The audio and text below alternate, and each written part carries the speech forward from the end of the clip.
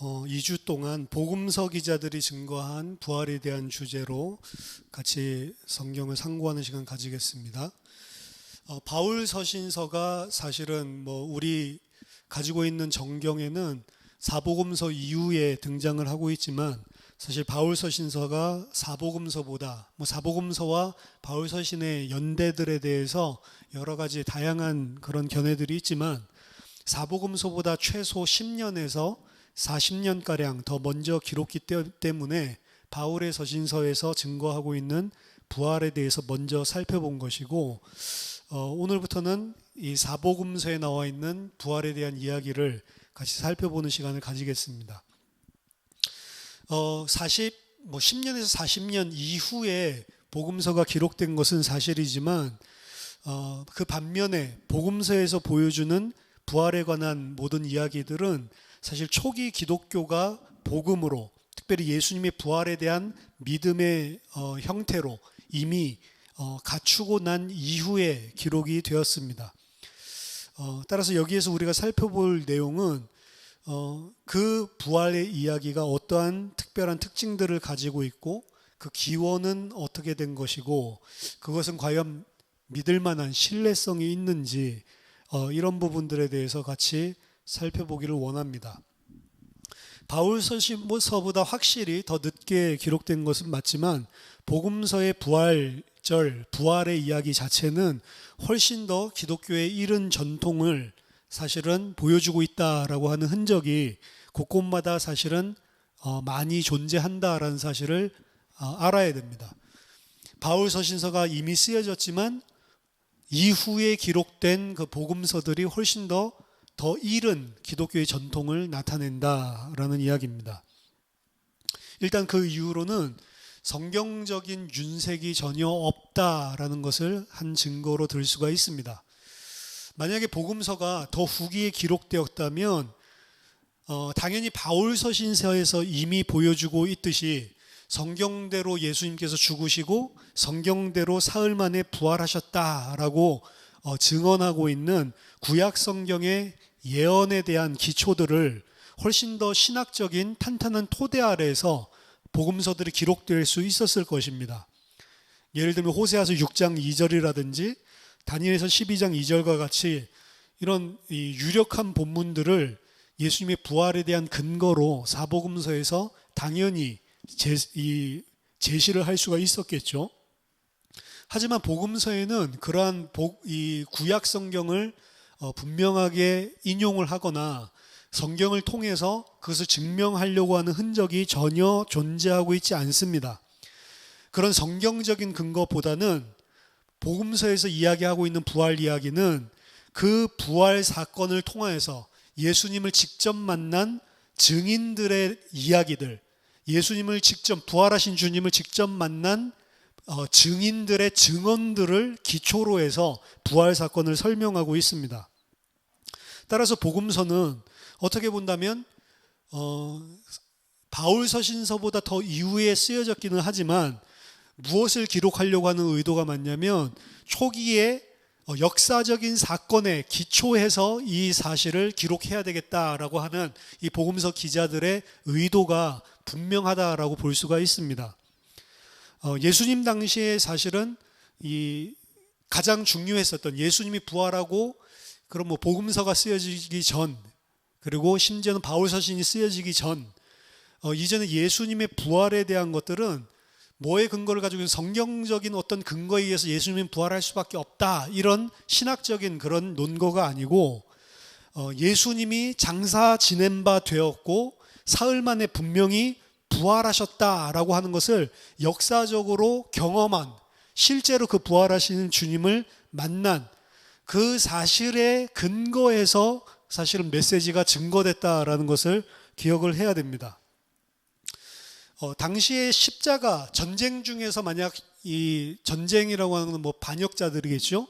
전쟁 중에서 이런 그 나라 제국에 반역했었던, 로마에 반항을 했었던 이런 사람들을, 정시범들을 십자가에 처형을 시키면 그 사람들의 이 시신은 제대로 장사될 수 없었겠지만 일반적인 경우에는 그렇게 급박한 전쟁 상황이 아니라면 십자가형을 당한 이후에도 실제로 제대로 된 장사를 지내는 것이 일반적인 그런 상례였습니다.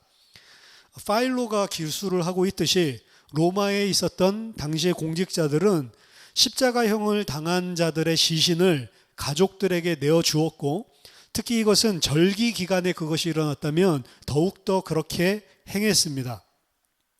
1968년도에 예루살렘 인근에서 한 무덤 속에서 예호하난 벤 하콜이라고 하는 사람의 그런 이 시신이 발견되었는데요. 이 사람은 1세기의 십자가 처형을 당한 사람의 유골입니다. 무덤에서 발견됐죠. 그의 발목에는 여전히 그 뼈에 그 십자가형을 당했을 때 닿혀 있습니다. 그 못이 박혀 있는 것으로 그런 유명한 그런 시신이 1968년도에 발견됐습니다. 이것은 유대의 로마 통치자가 처형당한 시체를 유대 법에 의하면 그 해지고 난 이후에도 나무에 시체를 그대로 매달아 두면 안 된다라고 하는 그런 성경의 그런 명령이 있죠. 유대인의 이런 장례 관습을 인정하는 것을 그 지원하고 있는 그런 보여주고 있는 그러한 예로서 활용이 되고 있는 그런 시신의 발견입니다. 더 중요한 것은 이 복음서에서 예수님의 시신을 그 당시에 그리스도인들이 예수님의 처형에 관련해서 책임이 있다라고 비난했었던 산헤드린 공회원이었던 아리마대 요셉이 예수님의 시신을 수습하는 그런 장면을 일관적으로 복음서에서 보여주고 있죠. 만약에 이것이 예수님을 장사 지냈다라고 하는 것이 그냥 이 역사적인 사실이 아니었다라고 한다면 그들이 이 반항심을 가지고 있었던 산헤드린 공회원이 예수님의 시신을 수습해서 장사 지냈다라고 하는 이런 기록 자체를 꾸며냈을 리가 만무한 것입니다. 아리마대 요셉보다는 산헤드린 공회원이니까 예수님을 죽인 직접적인 책임이 있는 그런 그룹 중에 한 명이었으니까 아리마대 요셉보다는 예수님을 더 신실하게 따랐던 제자 중에 한 명이 시신을 수습했다라고 기술하는 게 훨씬 더 낫겠죠. 그럼에도 불구하고 그 아리마대 요셉이 시신을 수습하는 그런 장면을 기록한 것들 또한 이러한 장례, 이러한 예수님의 무덤에 장사된 바 되었다라고 했었던 게 역사적인 사실이지 허구가 아니다라는 것을 반증하는 그런 예 중에 하나가 될 것입니다. 빈 무덤에 관한 이런 내용은 고린도전서 15장 3절에서 5절에 바울이 인용한 기독교 초기의 전통 속에서도 이미 암시가 되어 있고, 이 일은 마가복음 16장 1절에서 8절에도 동일하게 기술되고 있는 내용입니다. 마가복음 16장 1절에서 8절에 나타나 있는 내용은 분명히 팔레스타인적인 역사적인 분위기가 나타나 있을 뿐만 아니라 마가의 이 특별한 언어가 보이지 않기 때문에 마가가 자기 자신의 언어로 쓴 것이 아니고 이미 그 당시에 흔했던, 많이 알려져 있었던 그런 전통들의 내용들을 그대로 기록한 것이 아닌가라는 것을 암시한다라고 학자들은 보고 있습니다. 마가복음 16장 1절 2절에 보면 이 본문에서는 안식일을 철저하게 지키고 그날에 일하지 말라 십계명에서 명령했죠. 그 십계명을 존중하는 유대의 관습이 잘 나타나 있고요.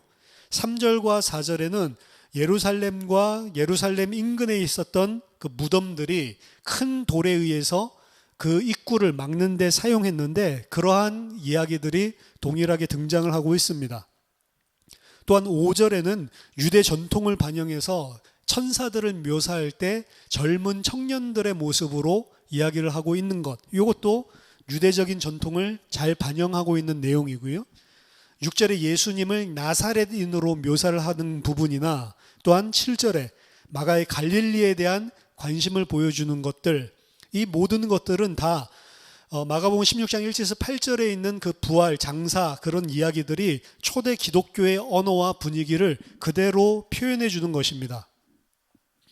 더 나아가서 빈 무덤에 대한 설명으로 초기 유대인들이 예수님의 제자들이 예수님의 시신을 도난했다라고 한 것 자체는 이미 그 유대인들이 거짓으로 낭설로 일부러 돈을 주면서 퍼뜨린 그런 거짓말을 갖다 기록을 하고 있는데, 그러한 이야기들이 있다는 것 자체가 이미 예수님이 장사된 바 되었던 그 무덤은 빈 무덤이 되었고 시신이 없었다라고 하는 사실을 오히려 반증하는 증거가 될 수가 있습니다. 만약 빈 무덤이 없었다라고 한다면 예수님의 시신을 제자들이 도둑질했다라고 하는 그런 이야기들조차 존재하지 않았겠죠. 그래서 빈 무덤은 사실은 역사적인 사건이 분명하다라는 사실을 그 자체로도 우리는 알 수가 있습니다. 세 번째로 이 부활의 이야기는 눈으로 목격한 증인들이 열정적으로 이러한 사건에 대해서 설명을 하고 있기도 하지만 실제 일어난 사실에 대해서 제자들조차도 잘 믿지 못하고 어리둥절해하고 이게 유령인가 환상인가 이런 부분들을 본인 자신들도 혼란스러워하는 그런 당황한 모습이 역력하게 존재를 하고 있습니다. 첫 번째 예수님의 부활에 대해서 이 목격을 한 사람들은 여자 제자들이었죠. 예수님이 죽는 사실을 분명히 십자가 처형당하는 장소까지 따라가서 분명히 목도를 했었고 그 시신이 어떤 무덤에 안치되는 것들을 확인했고 그 무덤을 다시 찾아가서 예수님의 몸에 향료를 뿌리기 위해서 향료를 시신에 바르기 위해서 찾아갔었던 그 여인들의 모습입니다. 그 사람들이 처음으로 빈 무덤인 사실을 발견을 했고 그리고 천사들을 조우하는 그런 모습들이 기술되어 있죠. 그 여자들의 이름까지도 마가복음에 세심하게 기록되고 있습니다. 사복음서에 따르면 이 목격자 막달라 마리아, 그리고 야고보의 어머니 마리아, 살로메, 요한나 이런 목격자들의 이름까지 그대로 진술하고 있는 것은 사실적인 진술임을 강조하는 것입니다. 어떤 학자들은 여자들의 이름을 나열하고 여자들이 증언한다 이런 것들 사실을 꾸며내기 위해서 이름까지 다 동원하고 일부러 이 거짓을 꾸미고 있는 거다 이런 식으로 반대로 주장하는 사람들도 있는데요. 사실은 꾸며낸 이야기라면 여자들이 빈 무덤을 처음 목격하고 천사들의 증언을 들었다라고 하는 것보다는 남자 제자들이 등장하는 게 꾸미는 데는 훨씬 더 유력합니다. 왜냐하면 그 당시에는 여자는 법적으로 목격자가 될 수 없었기 때문에 그렇습니다. 법정적으로 그리고 확실한 증인이 되기 위해서는 일단은 남자여야 된다는 거죠. 근데 이 목격자가 이야기로 꾸며진 것이라면 그러한 관습과 그러한 통념이 있는데도 불구하고 여자들을 첫 중요한 목격자로 일부러 이름까지 쓰면서 내세운 것 자체는 사실은 꾸밀 수 없는 이야기죠. 실제로 있지 않았으면 이런 식으로 허구를 꾸밀 이유가 없다는 것입니다.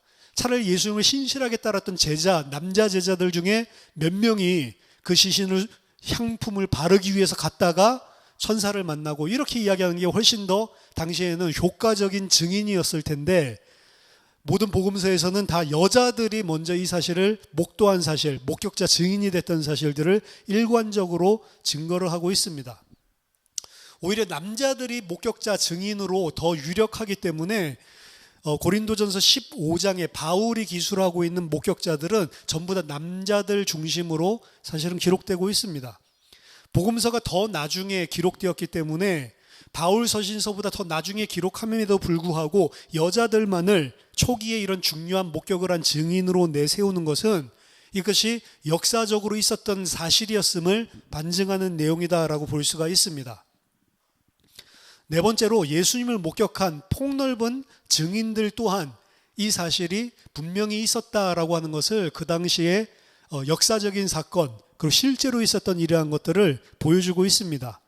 시몬 베드로가 예수님의 부활을 목격한 것은 바울뿐만 아니라 마가, 누가, 요한 모두 다 증거하고 있는 내용이죠. 또 야고보, 바울은 야고보가 탁 집어서 이 사실을 부활을 목격했다라고 이야기를 하는데 우리가 아는 한 예수님의 생전에 야고보는 자기 형이었던 예수를 따르는 제자가 아니었습니다. 오히려 자기 형이 좀 이상하다라고 생각을 했었던 그런 형제였죠. 근데 야고보가 언제 초기 기독교의 중요한 지도자가 되었냐? 야고보 또한 부활하신 예수님을 직접적으로 만나고 난 이후에 그가 가지고 있었던 친형에 대한 모든 생각들이, 사고 자체가 다 바뀌었다는 거죠. 그리고 또 그룹에게도 예수님이 나타난 사실들을 기억합니다.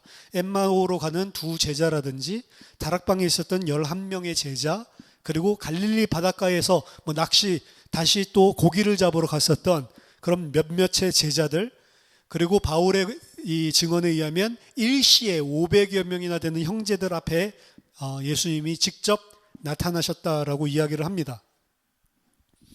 또한 이 부활의 이야기는 사실은 이들이 예측하지 못했었던 이 사건에 대해서 사실은 본인들도 제대로 믿지 못하고 어리둥절해하고 당황스러워하고, 그리고 이것이 무엇인가 기이하게 여기는 이런 제자들의 모습을 생생하게 보여주고 있습니다. 그 제자들 중에는 심지어 그 사실을 부인하는, 믿지 못하는, 의심하는 제자들도 분명히 있었죠. 도마뿐만이 아니고 사도행전 1장에도 보면 여전히 의심하는 제자들, 예수님을 보면서도 사실은 제자들은 이게 환상인가 유령인가 의심을 했었고, 그리고 많은 제자들 가운데 부활을 목격하면서도 도대체 이건 믿을 수 없다, 여전히 의심하고 있는 도마뿐만이 아니고 그런 제자들이 존재한다는 사실을 생생하게 복음서에서는 보여주고 있습니다. 그래서 이런 것들 자체가 꾸며내려고 했다라고 한다면 사실은 꾸며내기보다는 실제로 있었던 사건을 기록한 것이 맞다라는 것이 훨씬 더 심증이 가는 내용들이죠. 다섯 번째로, 만약에 그들이 이야기하려고 하는 게 예수님이 육신적인 부활이 아니고 사후에 이 세계가 아닌 다른 하나님의 영역인 다른 세계에서 하늘 보좌에 승천하셔서 그 보좌에 앉으신 예수님에 대한 환상, 거기에 대한 희미한 믿음, 이것을 부활로 표현하는 것이었다면 굳이 초기 기독교인들이 예수님이 부활했다라고 말을 해야 되냐, 여기에 대해서 또 심각하게 의문을 품어야 됩니다. 이제 기독교 학자들 중에 자유주의자들을 중심으로 예수님이 부활했다는 것은 육신적으로 부활하는 것이 아니고, 예수님이 부활했다라고 하는 의미는 저 세계에서 하나님의 나라의 영역에서 다시 살아서 보좌에 앉아 계신 그런 영광스러운 모습을 부활했다라고 하는 것, 혹은 예수님이 그런 사상이 부활했다라고 하는 것이지 실제로 예수님이 육체적으로 부활했다라는 것을 의미하는 것이 아니다, 이런 식으로 주장하는 사람들이 많거든요.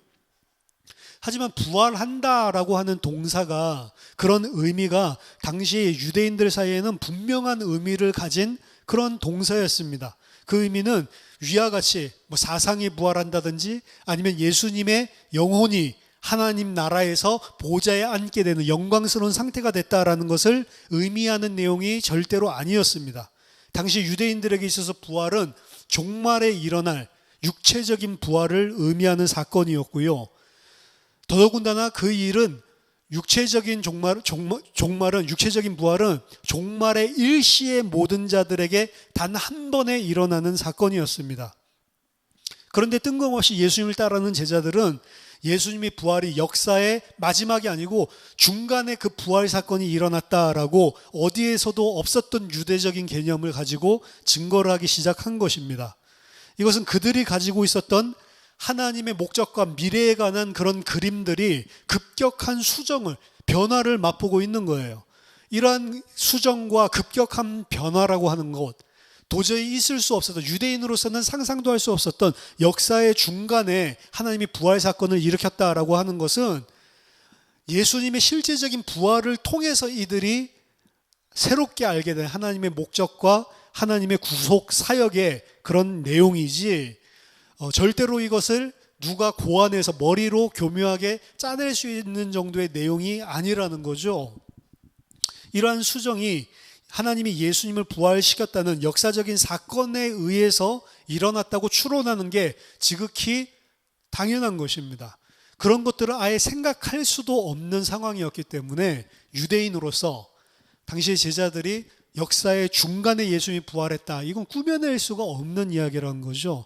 그래서 꾸며낸 것이 아니고 실제 일어난 역사적인 사건에 근거해서 이들이 하나님이 이야기한 하나님의 나라의 도래, 메시아, 그리고 부활이라고 하는 것이 역사의 중간에 이렇게 먼저 첫 열매로 예수님을 통해서 일어난 것이구나. 이런 식으로 이야기가 흘러간 것이지 역사적인 사건 없이 그들이 이런 너무 급격한 사실은 변화된 종말에 대한 그림을 꾸며냈다라는 것은 어떻게 추론하기가 힘든 그런 내용이라고 볼 수가 있습니다. 여섯 번째로 복음서 안에는 기독교인들의 미래 소망에 관한 언급이 전혀 나타나 있지 않습니다. 바울 서신서에 의하면 믿는 자의 미래의 부활에 대한 소망, 예수 안에 있는 자들도 예수와 똑같이 종말에 부활할 것이다 라고 가르치는 그 기독교인들, 성도들의 소망, 미래의 부활에 관한 소망은 기독교 가르침의 핵심 중에 하나입니다. 그래서 부활에 대한 이야기를 언급할 때 바울이 그냥 부활을 그냥 이야기하는 것이 아니고 항상 이 부활을 너희들도 그리스도 안에서 이 부활을 확증, 이미 하나님께서 보장한 그런 자들이다. 그것을 근거로 이제 기독교인들은, 하나님의 백성들은 당연히 어떻게 살아야 되겠냐, 이런 이야기를 할 때 부활에 대해서 언급을 하는 것입니다. 그래서 부활이라고 하는 것은 바울의 신학에 있어서는 사실은 기독교인들의 미래에 대한 소망뿐만이 아니고 이 땅에서 사는 기독교인의 삶들까지 컨트롤하고 있는 바울 신학의 핵심이라고 볼 수가 있는 본질적인 중추적인 내용입니다. 하지만 복음서에서 부활 이야기를 할 때는 이러한 성도들의 미래의 소망에 관한 이야기는 하나도 언급을 하지 않습니다. 만약에 복음서에 기술된 부활이 바울 서신서의 영향을 받아서 이후에 지어낸 이야기라면 사실은 이 요소가 절대로 빠질 수가 없는 거죠. 그래서 복음서에서 이야기하고 있는 것은 바울이 새롭게 가르쳐졌던 이런 부활의 기초에서 한 내용이 아니고 역사적으로 있었던 사실에 대한 것. 사실은 복음서가 기록될 때에는 많은 신학적인 부활에 대한 토대들이 이미 확립되고 난 이후입니다. 그럼에도 불구하고 복음서 기자들은 그런 확립된 토대의 근거에서 부활 이야기를 기술하고 있지 않아요. 왜 부활을 기술하고 있냐? 누가복음서에도 잘 나타나 있지만 이제 예수님이 곧 온다고 했었던, 사실 금방 예수님이 돌아오실 줄 알고 있었거든요. 1년, 2년, 3년? 곧 오겠지, 우리 살아생전에 오겠지라고 생각을 했습니다. 왜냐하면 예수님이 그런 식으로 사실은 말씀하셨거든요. 너희 살아있는 자 중에 인자가 왕권을 가지고 돌아올 것을 실제로 볼 자들이 있다라고 예수님이 말씀하셨기 때문에 제자들은 그걸 철석같이 믿고 있었는데 시간이 지나도 돌아오지 않죠. 실제 예수님을 따라다니면서 목격했었던 증인들이 하나 둘씩 죽어가기 시작하는 거죠. 그때 이것을 단순하게 우리들이 지금 증언하는 것이 아니고 기록해야 될 필요성에 의해서 사실은 복음서를 기술하게 된 겁니다. 따라서 복음서의 기술 의도가 부활이 신학적으로 어떤 의미를 가지냐, 부활이 어떻게 구약 성경에 근거를 가지고 있냐, 이런 나중에 발전한 그런 전통들이 분명히 있었음에도 불구하고 복음서 기자들이 증거하기 원한 것은, 복음서를 통해서 증거하기 원한 것은 실제로 우리들이 목격하고 실제로 봤었던 만났던 그 부활하신 주님에 대한 증언의 기록을 남겨둬야 될 필요성이 있었기 때문에 이 복음서를 기술한 것입니다. 그래서 사실은 신학적인 어떤 발전이나 바울의 영향을 받아서 이후에 설립된 신학적인 내용, 이런 것들은 전혀 배제가 되어 있는 게 오히려 복음서의 기록들이다라고 볼 수가 있는 것입니다. 일곱 번째로 예수님의 모습에 대한 묘사에 관한 또 다른 비슷한 점들, 이 점은 다니엘서 12장, 에스겔서 37장, 이러한 나중에 많은 방향으로 발전된 이런 구약의 인용들 전혀 사용하지 않는다는 거, 방금 전에 말씀드렸죠. 그거보다는 예수님이 어떻게 부활했는지를 본인들이 실제로 체험한 것들, 예수님은 완전한 사람으로 먹을 수도 있고 마실 수도 있고 우리가 실제로 만져볼 수도 있었던 주님, 그 체험한 것들 중심으로 기록되어 있습니다. 동시에 완전한 사람이라서 우리랑 똑같이 먹고 마시고 만질 수 있는 육체, 뭐 예수님 그런 이야기도 하죠. 뭐 유령은 뼈와 살이 없지만 나는 다 가지고 있다. 일부러 너희 먹을 것이 좀 있냐? 생선 가지고 와서 구워서 같이 먹고, 일부러 예수님이 그러한 사실들을 목격하게 만들고 그런 사실들을 체험하게 제자들을 만들죠. 그 사실들 가운데 기록된 겁니다. 또한 완전한 육체, 우리랑 똑같은 육체를 가지고 있다면 일어날 수 없는 일, 기이한 일들도 사실 기록을 하고 있죠. 예수님은 닫혀진 방 안에 호련히 나타나기도 하고, 그분이 예수님인 걸 알았을 때 예수님이 또 호련히 사라지기도 하고, 나타나기도 하고 사라지기도 하고, 다시 돌아온다는 그런 약속과 함께 그들이 보고 있는 상태에서 승천하는 그런 모습들, 뭐 이거는 일반적인 육체를 가지고 있는 사람들이 할 수 없는 내용들인데, 그러한 내용들도 경험의 바탕에서 이야기를 하고 있죠. 이러한 이야기를 꾸며내서 만들어낼 수 있겠습니까? 사실 어떻게 본다면 꾸며내기가 사실은 굉장히 어려운 것이죠. 왜냐하면 예수님의 제자들은 부활이라는 것들을 생각했을 때 1세기 유대인으로서 부활이 그러한 몸을 가진다라는 개념조차 없었습니다. 부활체라고 하는 것은 단순하게 유대인들이 가지고 있었던 부활에 대한 소망은 이러한 사실 기이한 몸이잖아요. 육체적으로 완전한 우리랑 똑같은 몸인 것 같은데 우리랑 또 완전히 차원이 다른 그런 육체적인 몸, 이러한 것들 자체를 유대인들이 당시에 1세기에 부활의 몸을 묘사하거나 상상을 했을 때 그러한 모습을 상상했느냐, 전혀 그런 모습을 기대한 것이 아니었거든요. 그래서 예수님이 단순하게 부활했다, 어떤 몸을 가지고 부활했냐, 그 몸의 상태도 일반적으로 제자들이 상상하기 힘든, 그들이 기대했던 것과는 다른 모습이었단 말이죠. 그래서 이들은 본인들이 꾸며냈거나 혹은 상상할 수 없는 형태의 부활하신 주님의 몸을 실제로 역사적으로 목격을 하고 그 사실을 증언을 하고 있다, 이렇게 말하는 것이 추론하기에 훨씬 더 타당하지, 이런 것들을 갑자기 뜬금없이 꾸며냈다라고 보기가 힘들다는 이야기입니다.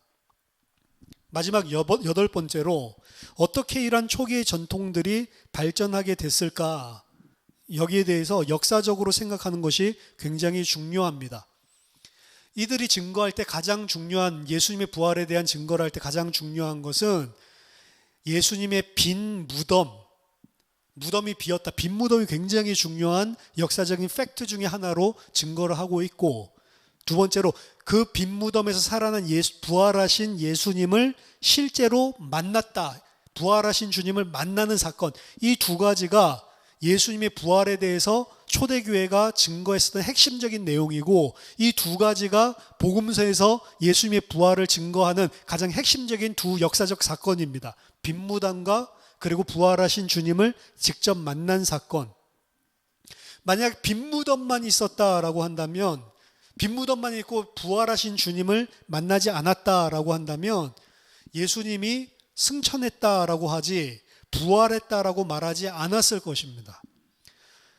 왜냐하면 부활 자체는 마지막 종말에 최후적으로 일어나는 일이기 때문에, 혹은 그보다는 더 현실적으로라면 이 마리아 찾아갔던 여자 제자들이 처음에 생각했던 것처럼 누가 우리 주님의 시신을, 몸을 옮겨갔을까, 이렇게 생각했죠. 누군가가 예수님의 시신을 옮겼다라고 생각할 거예요. 왜냐? 빈 무덤만 있고 그 부활하신 주님을 만나지 않았다면 말이죠.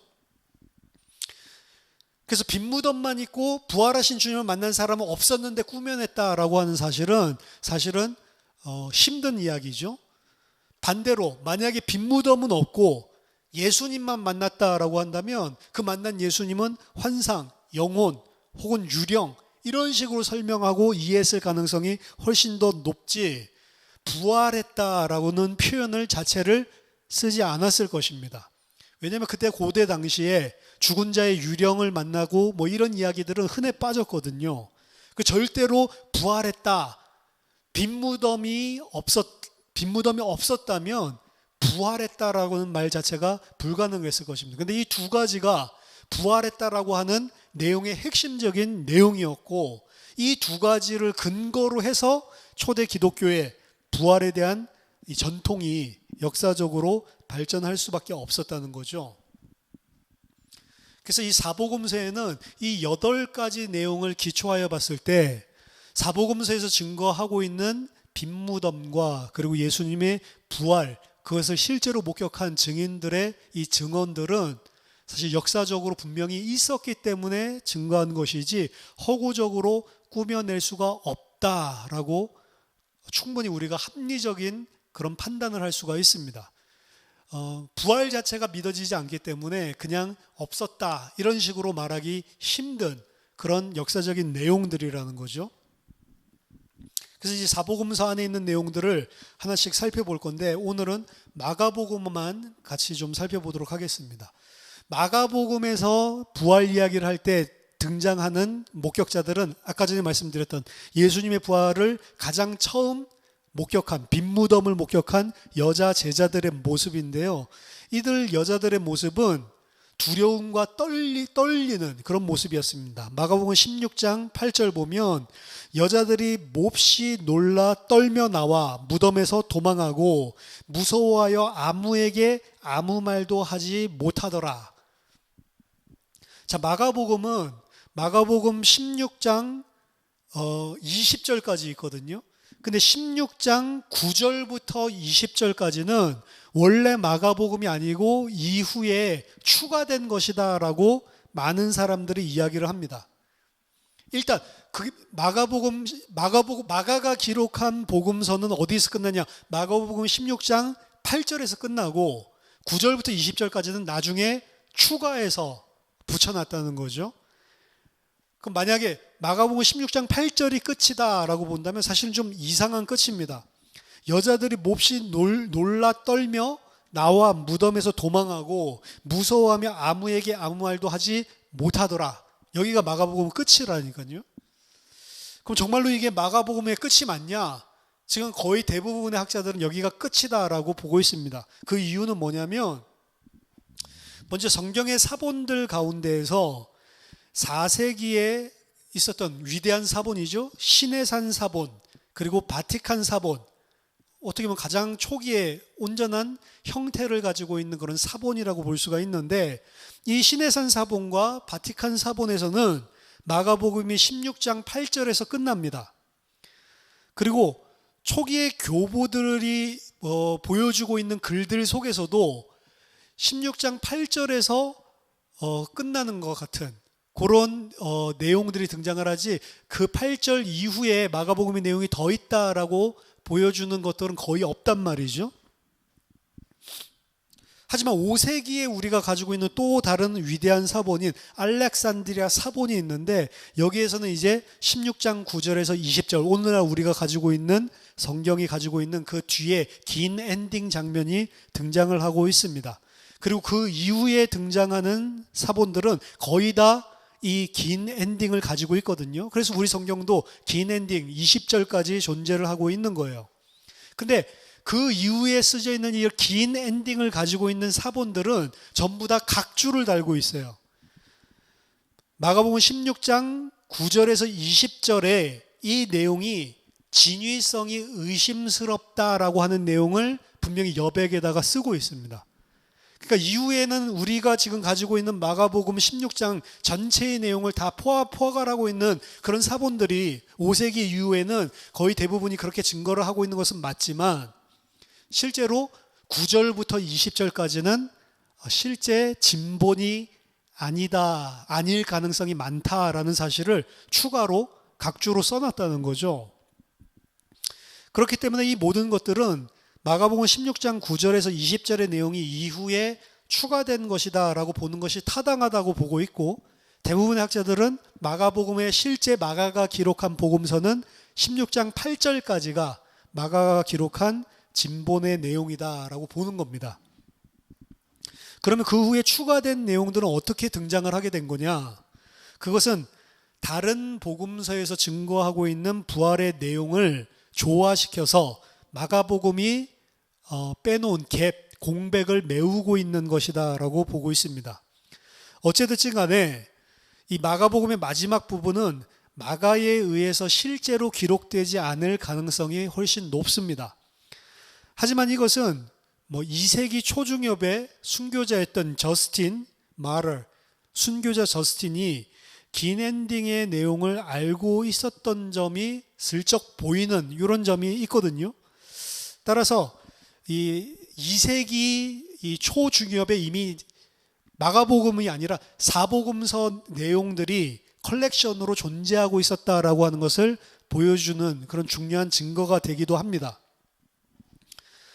자, 물론 만약에 마가복음 16장 8절이 현존하는 결말뿐만 아니고 진짜 실제로 마가가 16장 8절에서 딱 끝냈다라고 한다면 도대체 마가는 왜 엔딩을 그런 식으로 의도해서 기록을 마쳤냐? 이건 상당히 의심스러운 거죠. 무엇을 의미하기 위해서 마가는 16장 8절에서 그냥 이야기를 끝냈을까?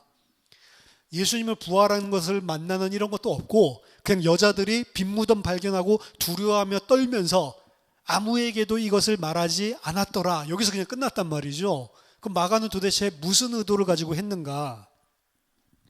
일부 학자들은 마가가 그의 복음서의 결말을 고의적으로 모호하게 끝냈다라고 주장을 합니다. 왜 마가가 그렇게 끝냈냐? 독자들에게 그 오픈 결말을 준다는 거죠. 열려진 결말.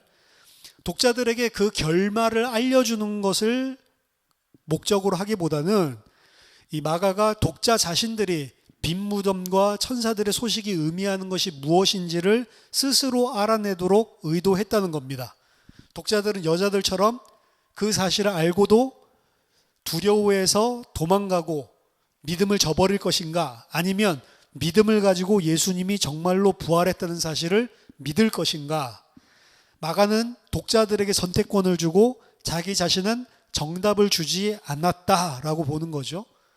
굉장히 그럴듯한 가설인데 사실은 그렇게 오픈 결말로 이런 두 가지를 예측하고 오픈 결말로 독자들에게 선택권을 줬다라고 이야기하는 것은 마가의 저작 의도와도 사실 맞지가 않고 포스트 모더니즘에서 이야기하는 독자 중심의 해석, reader responsive reading, 독자가 어떻게 글을 읽을 것인가, 내 자신이 뜻을 결정하는 그런 포스트 모던적인 사고, 포스트 모던적인 리딩을 이야기할 뿐입니다. 실제로 마가가 포스트 모던처럼 그런 사상을 가지고 오픈 결말을 줬다라고 의도하는 것은 사실은 믿기가 힘든 내용입니다. 왜냐하면 복음서 기자들이 복음서를 기록한 의도 자체가 예수님이 목격하고 분명한 그 역사적인 팩트를 자신들이 곧 오실 줄 알고 기록도 남기지 않고 있었는데 그 파루지아, 예수님의 재림이 늦어지니까 이거를 우리가 역사적인 목격담을 글로 남겨둬야 될 필요가 있구나, 이런 필요성에 의해서 기록을 했기 때문에 사실 그걸 오픈 결말로 남겨뒀다? 이거 자체가 이야기가 말이 안 되는 거죠. 또 다른 학자들은 이것은 가장 초기의 기독교인들은 빈 무덤에 대해서 몰랐다는 사인이고, 마가는 최근에 빈 무덤에 관한 보고에 대한 설명을 고안해냈다라고 보는 것입니다.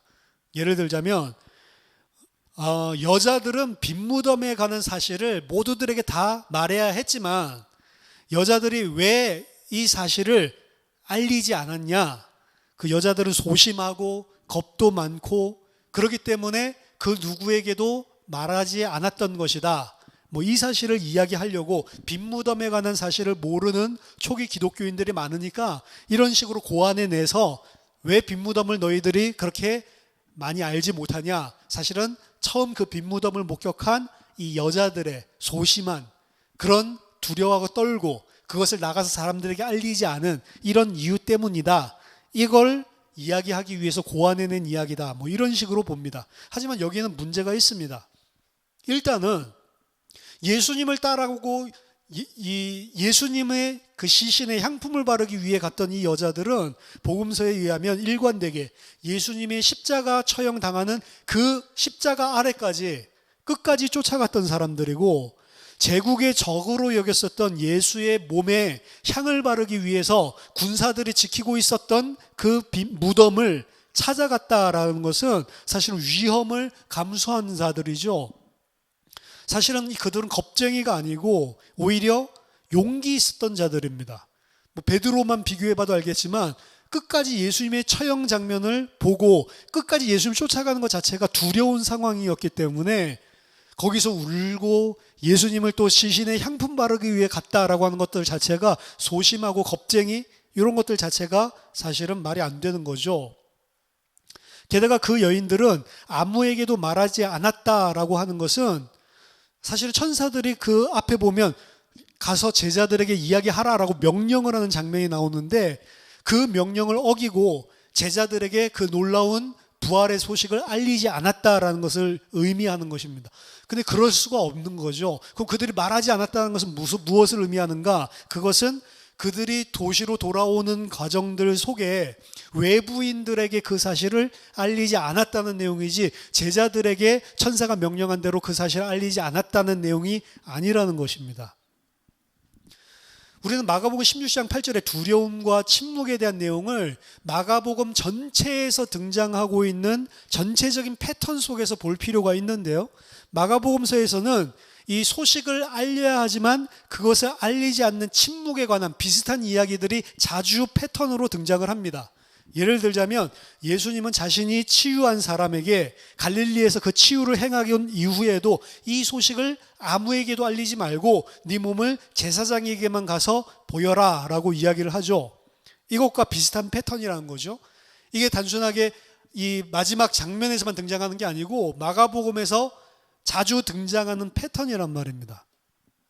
만약에 마가복음 16장 8절 또한 마가복음의 이 친숙한 외부인에게 침묵하고 선택한 제자들에게만 의도되어진 청자들에게만 전파하는 패턴을 따르는 것이 맞다면 우리는 다음과 같은 사실을 예견할 수 있습니다.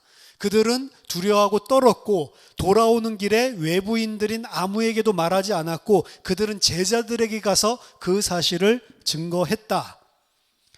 이 사실을 분명히 우리는 확신할 수가 있는 것은 마가복음서 안에서 어떤 예수님이 일으키신 중요한 사역과 중요한 진실, 사건을 두려워하고 두려워했던 그 순간들이 도리어 믿음과 같은 행동을 보여주는 패턴으로 등장하기 때문에 그렇습니다. 비록 그들은 두렵고 또 그 사실이 도대체 무엇인지 잘 이해하지 못하고 어리둥절하는 상태였지만 그들의 그 다음 일어날 행동들은 천사들이 알리라고 이미 의도되어진 청자들인 제자들에게 달려가서 그 희한한 소식을 분명히 알렸다는 것을 예상할 수가 있는 거죠. 이것이 바로 이 마태가 마가복음에서 똑같은 에피소드를 이야기하고 있는 내용입니다. 마태복음에서는 이 내용이 계속해서 진술되고 있거든요. 마태는 비록 여인들이 겁을 먹었지만 그들은 또한 한편으로는 기쁨에 가득 차서 제자들에게 이 사실을 말하기 위해서 달려갔다라는 사실을 진술하고 있습니다. 따라서 또 다른 옵션은 마가복음 16장 8절이 원래 마가가 기록했던 마가복음의 원본의 엔딩이 아닐 가능성이 있다라고 하는 것입니다.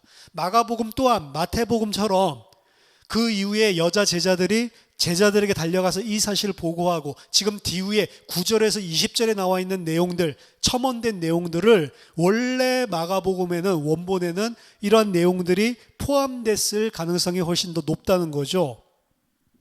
오리지널은 더 길었지만 마지막 엔딩 파트가 어떠한 이유에서든지 유실되어서 현존하지 않게 되었다라는 이야기입니다. 앞에서 살펴본 것처럼 마가복음의 패턴을 따른다면 마태가 말하듯이 그러한 내용이 분명히 있었을 것으로 예상이 됩니다.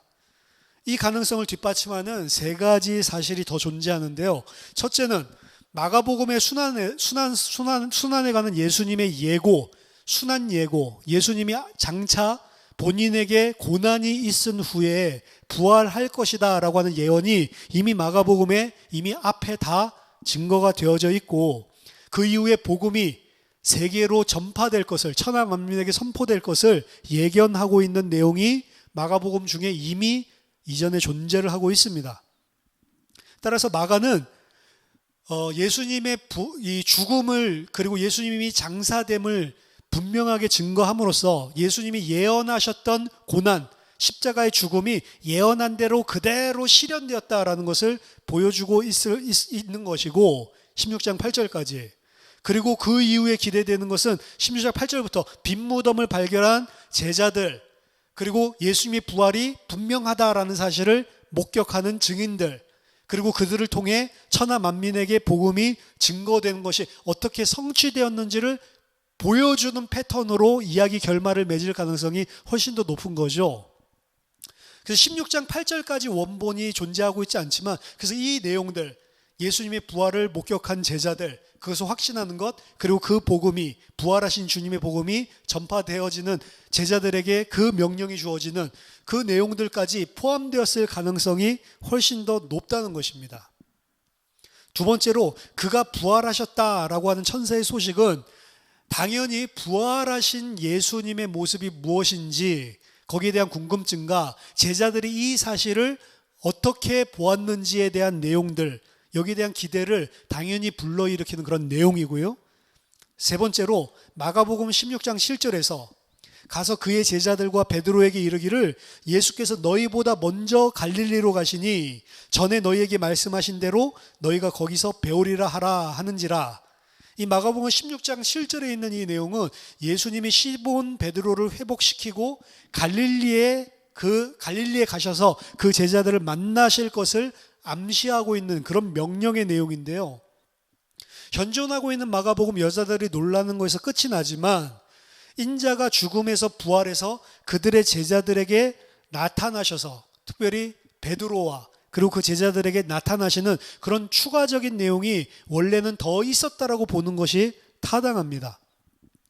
이 모든 것이 마가복음에서 일관적으로 주장하듯이 예루살렘 성전에 대적해서 하나님이 보내신 선지자가 바로 예수다, 그가 바로 메시아다라고 하는 사실에 대한 증거이기 때문에 그렇습니다. 그렇기 때문에 그 내용이 반드시 들어갔다고 보는 게, 들어가 있어야지만 마가복음이 올바른 결론으로 끝나고 있었다라는 것이 맞죠. 근데 이상하게 옹뚱맞게 8절에서 끝났다는 것은 원래 있었던 그 마지막 결말, 엔딩 부분이 소실되었다, 어느 순간에. 이렇게 보는 것이 더 타당하다고 볼 수가 있다는 것입니다. 따라서 이 엔딩은 어떤 이유에서든지 지금 우리에게 남아있지 않고 16장 8절까지만 남아있었던 내용을 그 뒤에 것을 부가적으로 첨언하는, 9절에서 20절까지 내용을 첨언하는 일이 5세기 이후에 일어난 것으로 보고 있는데요. 당시 고대 문서들을 보면은 특히 뭐 성서, 이런 고대 예수님 당시에 있었던 문헌들이 있죠. 사회 문서 같은 것들. 사회 문서 같은 것들은 예수님 당시 혹은 예수님보다 더 이전에 한 100년 정도에서 200년 정도 더 앞선 문서들까지도 존재를 하니까요.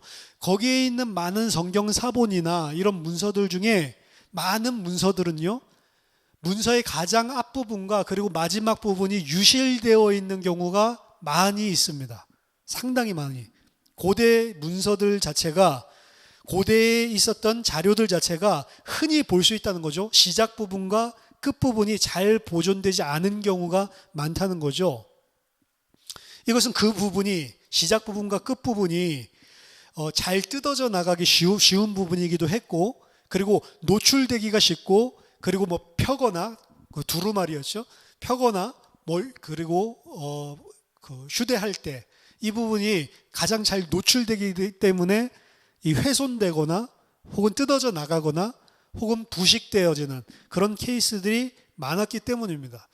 그래서 이 마가복음뿐만이 아니고 그 당시 있었던 많은 문서들이 앞부분 일부분이나 뒤에 부분 일부분이 잘 없어지고 유실되는 케이스들이 많았기 때문에 마가복음서에서도 아마 이러한 일이 있지 않았을까라고 추론하는 것이 옳다라고 보는 겁니다. 그래서 마가복음 16장 8절에서 원래는 끝나고 있지만 그 뒤에 9절부터 20절까지는 사실은 다른 복음서들의 내용들을 다 종합을 해서 이거는 이 부분이 좀 부족하다, 이 부분이 더 있어야 된다라고 판단을 했었던 이런 기독교인들이 어떻게 보면 첨부했었던 이런 내용들이다라고 볼 수가 있는데요. 그러한 이유가 그런 부분들이 원래부터 마가복음에 없었기 때문이 아니라 원래 이러한 동일한 내용이 있었지만 이런 부분들이 유실되었기 때문에 나중에 사람들 여기서 끝날 리가 없다라고 해서 이 첨언했다라고 보는 것이 훨씬 더 맞다라고 하는 거죠.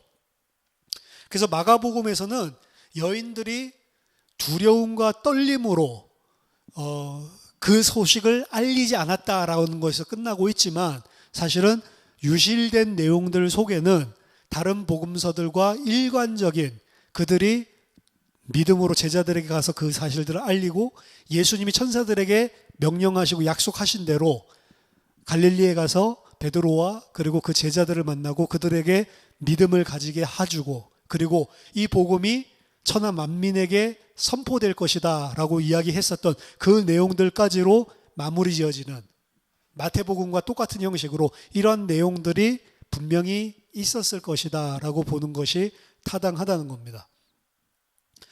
그래서 마가복음은 어떻게 보면 사복음서 중에 가장 초기에 완성된 그런 복음서다라고 이야기를 하지만 다른 복음서와 일단은 유실된 내용들을 차치하더라도 이미 그 안에서 증거하고 있는 내용들 자체는 그 유실된 부분들까지도 다 추론을 해낼 수가 있고 그리고 다른 복음서와 일관적인 그런 부활에 대한 증언을 하고 있는 그런 복음서이다라고 결론을 맺을 수가 있겠습니다. 다음 시간에는 누가복음, 마태복음, 그리고 요한복음. 요한복음이 이제 가장 마지막에 쓰여졌죠. 기록됐죠. 이 부분을 통해서 복음서에서 증거하고 있는 그 부활에 대해서 조금 더 우리들이 살펴보도록 하겠습니다.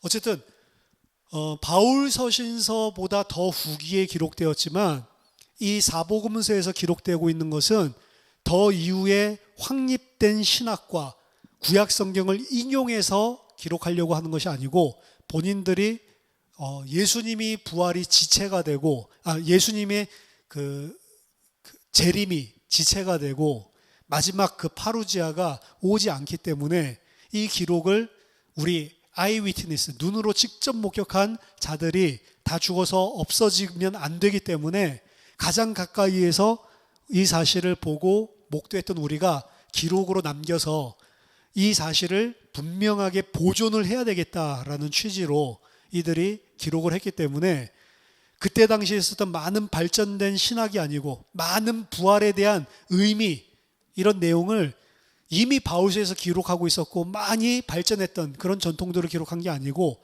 본인들이 직접 경험했었을 때 당시의 역사적인 사실들을 어떻게 보면 생생하게 기록하는 데 목적을 두고 사복음서가 의도되었다라고 하는 사실들을 알 수가 있습니다.